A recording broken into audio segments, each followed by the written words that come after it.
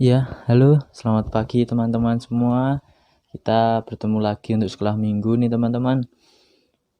Nah, sekolah minggu ini nanti bakal ada yang berbeda teman-teman dari biasanya. Ya mungkin teman-teman nggak akan begitu melihat perbedaannya ketika kita hanya melalui YouTube seperti ini, tapi nanti teman-teman akan melihat perbedaannya ketika teman-teman di awal bulan nanti ketika Mas Bima mengajar di awal bulan Februari, kita akan melihat suatu perbedaan teman-teman, perbedaan yang membuat kita semakin sukacita, membuat kita semakin semangat untuk sekolah minggu. Nah, untuk saat ini kita akan berdoa dulu teman-teman untuk membuka sekolah minggu kita, dan kita juga akan berdoa untuk sekolah minggu kita agar dalam mempelajari apa yang nanti Mas Bima akan sampaikan, semoga teman-teman dapat mengerti dan tentunya juga teman-teman dapat mempraktekkan dalam kehidupan sehari-hari. Mari kita berdoa teman-teman, Mas Bima yang akan pimpin.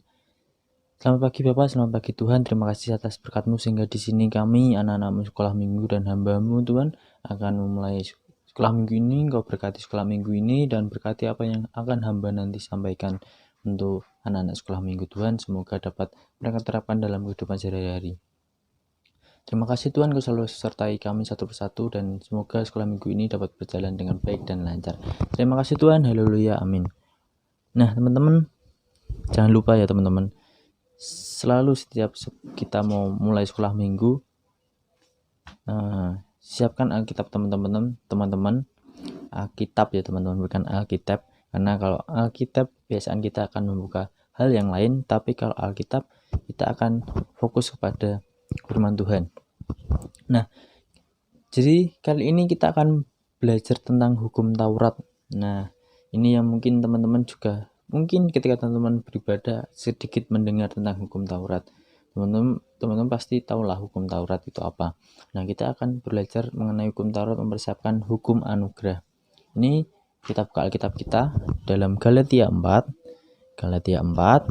ayat 1 sampai 11. Silahkan teman-teman buka di Galatia 4 ayat 1 sampai 11.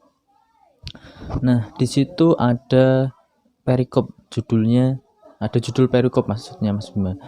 Judulnya adalah tak ada lagi perhambaan. Nah, Mas Bima bacakan ya teman-teman dari ayat 1 sampai yang ke-11. Yang dimaksud ayat pertama adalah yang dimaksud ialah selama seorang ahli waris belum akil balik, sedikit pun ia tidak berbeda dengan seorang hamba, sungguh pun ia adalah tuan dari segala sesuatu. Tetapi ia berada di bawah perwalian dan pengawasan sampai pada saatnya yang telah ditentukan oleh Bapaknya. Demikian pula kita, sebelum kita belum akil balik, kita takluk juga kepada roh-roh dunia. Tapi setelah genap waktunya, maka Allah mengutus anaknya yang lahir dari seorang perempuan dan takluk kepada hukum Taurat. Ayat yang kelima, ia diutus untuk menebus mereka yang takluk kepada hukum Taurat supaya kita diterima menjadi anak. Ayat yang keenam, dan karena kamu adalah anak, maka Allah telah menyuruh roh anaknya ke dalam hati kita yang berseru, ya Aba, ya Bapa. Jadi kamu bukan lagi hamba, melainkan anak. Jikalau kamu anak, maka kamu juga adalah ahli-ahli waris oleh Allah. Dahulu ketika kamu tidak mengenal Allah, kamu memperhambakan diri kepada Allah-Allah yang pada hakikatnya bukan Allah. Ayat yang ke-9, tetapi sekarang sesudah kamu mengenal Allah, atau lebih baik, sesudah kamu dikenal Allah, bagaimanakah kamu berbalik lagi kepada roh-roh dunia yang lemah dan miskin dan mau memulai memperhambakan diri lagi kepadanya? Kamu dengan teliti memelihara hari-hari tertentu, bulan-bulan, masa-masa yang tetap, dan tahun-tahun. Ayat yang terakhir, aku khawatir kalau susah payahku untuk kamu telah sia-sia. Itu ayat yang pertama teman-teman. Sekarang kita buka di Matius 5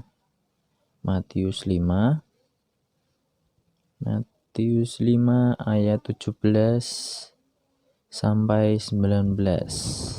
Nah, ini judul perikopnya adalah Yesus dan hukum Taurat yang Mas Bima tadi sampaikan tentang hukum Taurat di dalam judul awal.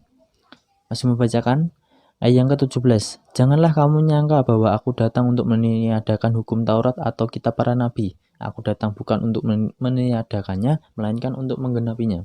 Ayat yang ke-18. Karena aku berkata kepada kamu, sesungguhnya selama belum lenyap langit dan bumi ini, suatu kota ataupun suatu titik pun tidak akan ditiadakan dari hukum Taurat sebelum semuanya terjadi. Karena itu siapa yang meniadakan salah satu perintah hukum Taurat sekalipun yang paling kecil dan mengajarkannya demikian kepada orang lain, ia akan menduduki tempat yang paling rendah di dalam kerajaan surga. Tapi siapa yang melakukan dan mengajarkan segala perintah hukum Taurat, ia akan menduduki tempat yang tinggi di dalam kerajaan surga. Nah teman-teman, ini suatu pelajaran yang menarik untuk Mas Bima, dan semoga teman-teman juga merasakan hal yang sama, karena hukum Taurat ini adalah suatu hukum yang mengatur kita teman-teman, mengatur kita untuk lebih baik. Di Matius 5 tadi dijelaskan ya teman-teman, ketika kita mau mengajarkan hukum Taurat itu bukan meniadakannya, maka kita akan mendapatkan tempat yang tinggi di kerajaan surga nanti. Tapi berbeda dengan orang-orang yang mereka akan meniadakan, mereka tidak akan melakukan hukum Taurat itu, justru tidak mau taat pada hukum Taurat itu, maka yang terjadi adalah dia akan menduduki tempat yang paling rendah. Nah, hukum Taurat ini dalam Alkitab Perjanjian Lama, Tuhan telah memberikan hukum Taurat kepada Musa di Gunung Sinai. Ingat ya teman-teman tentang Musa ketika dia melewati suatu perjalanan. Teman-teman ingat ya tentang Musa yang membawa hukum Taurat, memberikan hukum Taurat, diberikan hukum Taurat oleh Tuhan, dan di Gunung Sinai di Gunung Sinai ini sebagai penuntun umat Israel dalam menjalani kehidupan mereka. Jadi ketika Tuhan memberikan itu ada maksud, yaitu salah satunya adalah menuntun umat Israel ini supaya mereka menjalani kehidupan mereka. Jadi penuntun ya, hukum Taurat ini penuntun untuk umat Israel ya teman-teman. Lalu kita dapat baca di Keluaran pasal 19, dan isi hukum Taurat yang utama adalah 10.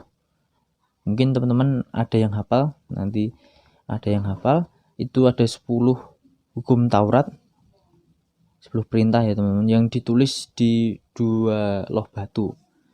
Namun secara garis besar, maka 10 perintah dibagi menjadi 2 bagian. Yang bagian pertama, hukum pertama dan keempat yang mengajarkan kepada bangsa Israel bagaimana hubungannya benar antara manusia dan Tuhan, dan bagian kedua hukum kelima dan ke-10 adalah bagaimana hubungan antara manusia dan sesamanya. Jadi bagi 2 bagian teman-teman. Bagian yang pertama itu mengajarkan kita bagaimana sih hubungan kita kepada Tuhan, mengajarkan hubungan kita yang benar antara Tuhan dan manusia itu bagaimana. Itu ada di hukum Taurat. Silakan teman-teman buka nanti setelah sekolah minggu ini, teman-teman buka di Keluaran pasal 19, teman-teman baca sebentar, lalu teman-teman berdoa supaya teman-teman juga mampu untuk mengikuti hukum Taurat itu paling enggak ya teman-teman. Karena ketika kita mau mempelajari atau melakukan hal-hal yang kecil, dimulai dari waktu kalian kecil juga, waktu masih kecil juga, nanti akan ketika kita akan beranjak semakin dewasa, kita tanpa dituntun kita sudah tahu apa sih hukum Taurat itu. Tanpa kita harus diberitahu pun kita sudah tahu, dan kita sudah bisa melakukannya sedikit demi sedikit ya teman-teman. Meskipun susah, tapi saya yakin kita bisa teman-teman kalau kita mau dan kita mau berusaha itu. Lalu yang bagian yang kedua itu mengatur atau bagaimana hubungan antara manusia dan sesamanya. Jadi bagian pertama antara kita dan Tuhan secara vertikal ya teman, jadi dari atas ke bawah atau bawah ke atas. Namun yang bagian kedua itu horizontal atau garis mendatar, itu jadi sama manusia dengan sama manusia. Nah, untuk mengatur praktik kehidupan sehari-hari bangsa Israel, Tuhan menambahkan peraturan-peraturan hukum Taurat yang berhubungan langsung dengan banyak hal dalam kehidupan sehari-hari. Sebelum memasuki tanah Kanaan, Musa kembali mengulang membacakan semua hukum-hukum tersebut dengan ajakan untuk mempelajari dan setia menjalankan hukum-hukum tersebut. Nah, teman-teman, kata-kata setia itu tidak mudah, teman-teman.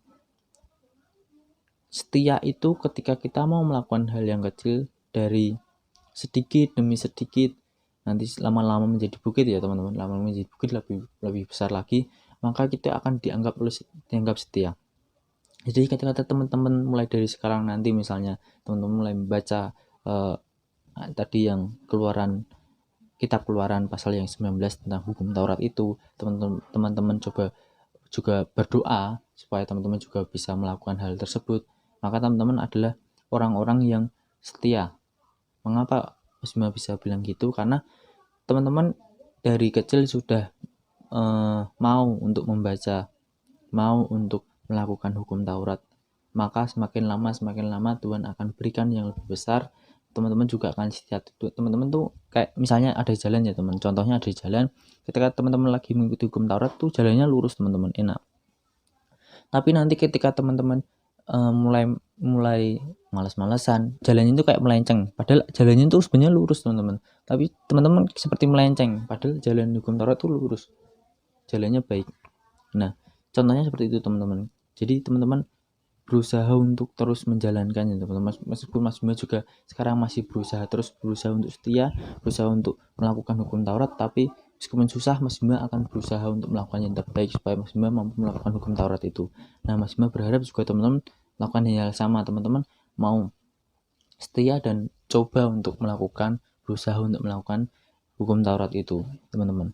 Lalu di Ulangan 12 ayat 1 ya teman-teman dikatakan, inilah ketetapan dan peraturan yang harus kamu lakukan dengan setia di negeri yang diberikan Tuhan Allah nenek moyangmu kepadamu untuk memilikinya selama kamu hidup di muka bumi.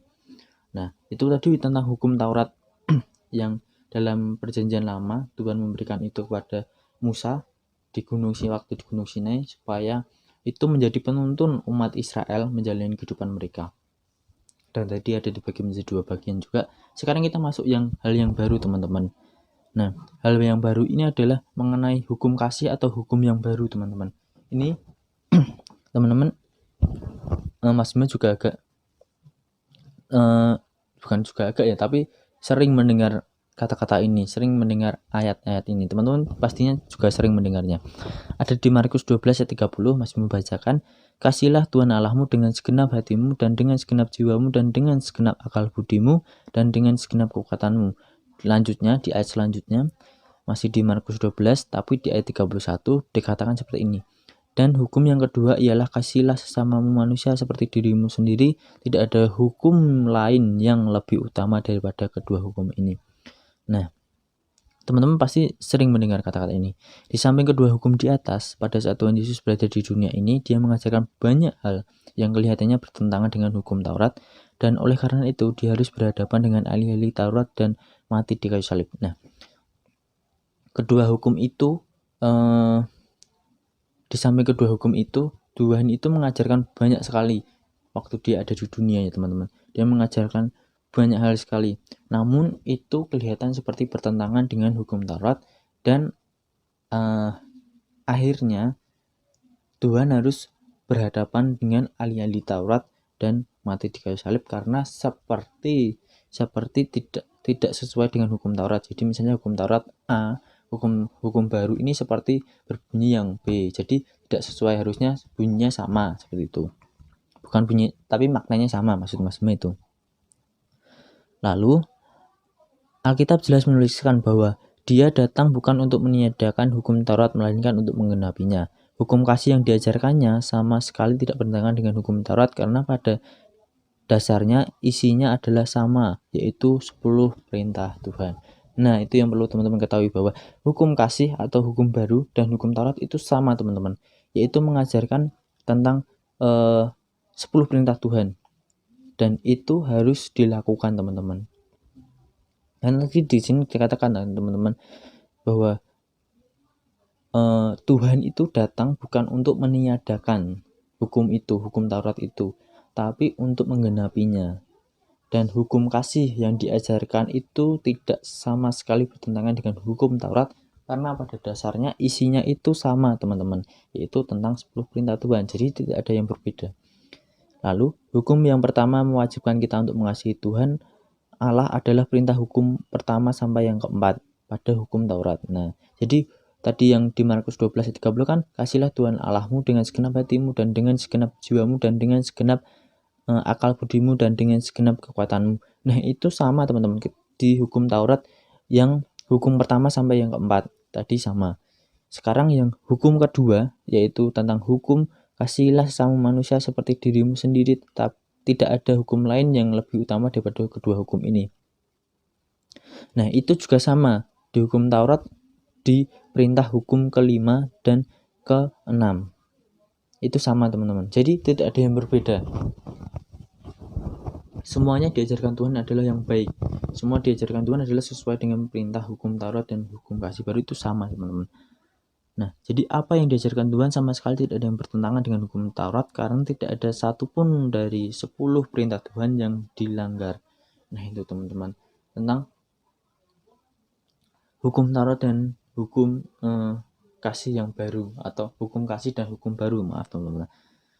Lalu kita buka ya teman-teman, di Galatia 4 ayat 1 sampai 11, di mana Paulus itu juga menjelaskan suratnya, menegaskan kembali bahwa jemaat di Galatia sudah bebas dari perhambaan dosa dan roh dunia dan dijadikan anak oleh Allah. Kasih sayang Paulus kepada jemaat di Galatia begitu besar sehingga Paulus bersikeras untuk senantiasa mengingatkan jemaat Galatia untuk hidup dalam kebenaran Injil Kristus. Jadi ketika itu Paulus dalam suratnya menegaskan kembali teman-teman bahwa di jemaat di Galatia itu sudah bebas dari perhambaan dosa dan roh dunia. Jadi dan mereka sudah dijadikan anak oleh Allah.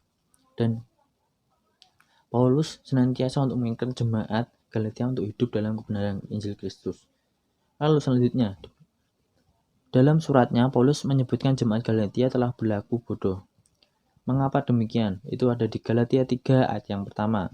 Sebelum kedatangan Kristus, setiap orang berusaha mencari keselamatan dengan usahanya sendiri.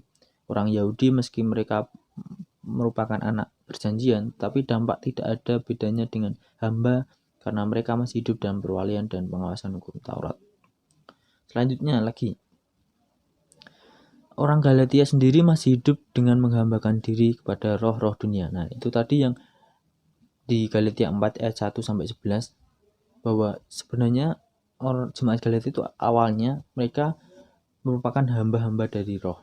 Namun ketika ada Paulus selalu senantiasa mengingatkan supaya mereka itu tidak hidup dalam perhambaan roh-roh dunia dan dosa itu. Mereka memelihara atau merayakan hari-hari tertentu supaya hidupnya selamat. Padahal Paulus pernah memberitakan kabar baik atau Injil Kristus kepada mereka dengan gambaran yang sangat jelas, itu di Galatia 1 ayat Galatia 3 ayat 1.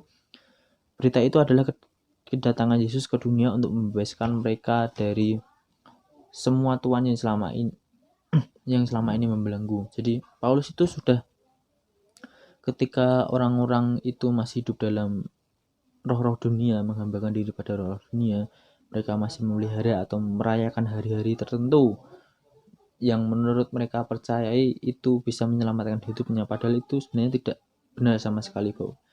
Karena Paulus menjelaskan di situ bahwa ketika nanti Yesus datang di dunia itu, mereka akan dibebaskan dari semua tuan yang selama ini membelenggunya. Dengan demikian mereka beroleh kasih karunia dari Allah, mereka diangkat menjadi anak Allah dan menjadi ahli waris keselamatan yang kekal. Selama itu mereka yang cari. Pada saat Paulus khawatir dengan kondisi orang-orang Galatia karena mereka telah menerima ajaran lain yang tampaknya seperti Injil tapi bukanlah Injil, akibat mereka kembali menghambakan diri kepada roh dunia. Dari kebenaran yang sudah disampaikan tadi, ditegaskan bahwa hukum Taurat berperan dalam mempersiapkan kedatangan Injil Kristus, supaya umat manusia yang terbelenggu oleh roh dunia dapat terbebaskan dan menjadi ahli waris kekal dalam Yesus Kristus. Jadi ketika Paulus itu sempat khawatir ya teman-teman, ketika orang-orang Galatia, kondisi orang-orang Galatia itu seperti tampaknya menerima Injil, namun itu sebenarnya bukan Injil teman-teman. Jadi yang dimaksud Injil yang benar adalah berita sukacita seperti itu, tapi orang-orang Galatia itu tidak menerima itu. Mereka bukan menerima kabar baik, kabar sukacita, tapi kabar yang lain teman-teman, yang kembali mereka itu untuk menghambakan diri kepada roh dunia. Jadi dari situ kita ditegaskan, kita kembali diingatkan bahwa ketika hukum Taurat itu berperan dalam mempersiapkan kedatangan Injil Kristus, supaya umat-umat manusia yang terbelenggu dari roh dunia dibebaskan dan menjadi ahli waris. Jadi ketika kita bebas dari roh-roh dunia, kita menghambakan diri pada roh dunia, ketika kita nanti bebas, kita itu hukum Taurat itu berperan sekali teman-teman untuk mempersiapkan kedatangan Injil Kristus. Jadi supaya teman-teman dan semua umat yang percaya pada Yesus itu yang terbelenggu, yang awalnya terbelenggu oleh roh-roh dunia yang menghambakan pada perhambaan dosa, itu bebas. Dan yang menjadi kabar sukacita lagi adalah kita tuh menjadi ahli waris yang kekal dalam Yesus Kristus, teman-teman. Nah, itu pelajaran kita hari ini, teman-teman. Jadi teman-teman ditegaskan kembali ya teman-teman, diingatkan kembali ya teman-teman, bahwa kita dalam mempelajari hukum Taurat itu, bahwa hukum Taurat itu sangat berperan ketika kita siap atau mempersiapkan diri kita untuk kedatangan Injil Kristus, biar semua orang yang percaya itu dapat bebas dari roh-roh dunia. Nah itu teman-teman, Mas Bima berharap supaya teman-teman mulai dari sekarang, mulai dari selesai sekolah minggu ini, teman-teman dapat mulai paling tidak teman-teman membaca dulu, dipahami ya teman. Jadi bukan hanya sebatas membaca. Jadi kalau kayak orang mendengarkan dan mendengar, orang mendengar hanya sebatas ketika diberi ucapan, ketika diberi kata-kata, kita beri perintah, itu hanya sebatas lewat gitu aja teman-teman. Tapi orang yang mendengarkan, mereka orang yang ketika sudah tahu ada perintah, mereka akan melakukan teman-teman. Nah, sebaiknya kita menjadi orang-orang yang mendengarkan. Sama seperti yang kita ketika kita mengerti dan memahami hukum Taurat itu kan berbeda. Kita hanya mengerti ya kita hanya sebatas mengerti, kita tahu hukum Taurat itu apa, tapi kita tidak mau untuk melakukannya. Tapi ketika kita mau memahami hukum Taurat itu, maka teman-teman sama seperti orang yang mendengarkan tadi, bahwa teman-teman sudah memahami, sudah tahu, dan teman-teman melakukannya. Nah itu harapan Mas Bima untuk teman-teman semua, supaya teman-teman semua menjadi anak-anak yang taat kepada hukum Taurat. Itu sungguh sangat teman-teman, seperti senang, bahagia ketika kita mau menaati hukum Taurat itu, meskipun susah, tapi ketika kita mau berusaha, semua pasti ada jalannya teman-teman. Nah kita mau sedikit buka di ayat hafalan aja teman-teman, di Matius 5 ayat 17b. Buka lagi di Matius 5 ayat 17b teman-teman. Kalau sudah, di situ bunyinya adalah seperti ini untuk ayat hafalan kita. Aku datang bukan untuk meniadakannya, melainkan untuk menggenapinya. Itu tadi tentang hukum Taurat ya teman-teman. Ketika kita mau melakukan hukum Taurat, perintah hukum Taurat, maka kita akan berada di tempat yang tinggi di kerajaan surga. Tapi ketika kita tidak mau menaati hukum Taurat, maka berada di tempat yang paling rendah dalam kerajaan surga. Nah kiranya apa yang Mas Bima ini sampaikan kepada teman-teman, supaya menjadi rema untuk teman-teman, menjadi renungan untuk teman-teman, dan teman-teman juga semakin ke depan semakin menjadi orang yang taat, menjadi individu yang taat pada Kristus. Nah untuk menutupnya, jangan lupa ya teman-teman, sebelum kita tutup, jangan lupa untuk persembahan juga. Lalu semangat terus dalam sekolah minggu, karena nanti di awal bulan ketika Mas Bima mengajar, kita akan belajar melalui hal yang menyenangkan. Jadi tidak hanya satu arah atau melalui YouTube saja, tapi kita akan belajar yang menyenangkan lagi teman-teman. Jadi teman-teman semangat terus dalam sekolah minggu, pantengin terus sekolah minggu kita, lihat terus sekolah minggu kita, supaya kita tahu kabar-kabar yang terbaru, kabar dari teman kita yang terbaru, ataupun kita mendapatkan pelajaran-pelajaran yang mengenai Kristus lewat guru-guru sekolah minggu Maja. Baik teman-teman, kalau sudah, kita akan mulai berdoa untuk penutup. Mari Mas Bima akan pimpin doa, namun sebelum itu tutup Alkitabnya, persiapkan diri untuk berdoa untuk menutup sekolah minggu ini dengan sikap yang baik teman-teman. Teman-teman, mari kita berdoa. Mas Bima yang akan pimpin untuk doa penutupnya. Mari kita berdoa. Selamat pagi Bapak, selamat pagi Tuhan. Terima kasih atas berkat-Mu sehingga di sini anak-anak-Mu sekolah minggu dan hamba-Mu telah menyelesaikan sekolah minggu. Terima kasih Engkau selalu lancarkan sekolah minggu kami.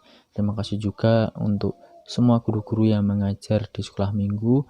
Engkau selalu berikan semangat, Engkau berikan kekuatan untuk dapat mengajar anak-anak sekolah minggu, sehingga apa yang diajarkan sesuai dengan ajaran-Mu, tidak melenceng dari ajaran-Mu, dan ajarkan kami juga untuk selalu setia dalam hal-hal kecil seperti menaati hukum Taurat Tuhan. Semoga dalam menaati perintah hukum Taurat ini kami dan anak-anak-Mu dan semua umat manusia ini dapat terbebas dari terbelenggu, karena ketika kami mau mempersiapkan diri memahami hukum Taurat, maka hukum Taurat itu juga akan mempersiapkan kita untuk ketika datangnya Injil dari Kristus nanti Tuhan. Terima kasih Tuhan untuk berkat yang luar biasa juga, untuk setiap hari Engkau selalu berikan kami nafas Tuhan, dan apapun yang kami lakukan semoga semakin memuliakan nama-Mu Tuhan. Terima kasih Tuhan, kami akan melanjutkan aktivitas kami. Kau berkati kami satu persatu, Kau jauhkan kami dari mara bahaya. Terima kasih Tuhan, haleluya, amin. Selamat hari Minggu teman-teman, Tuhan Yesus memberkati.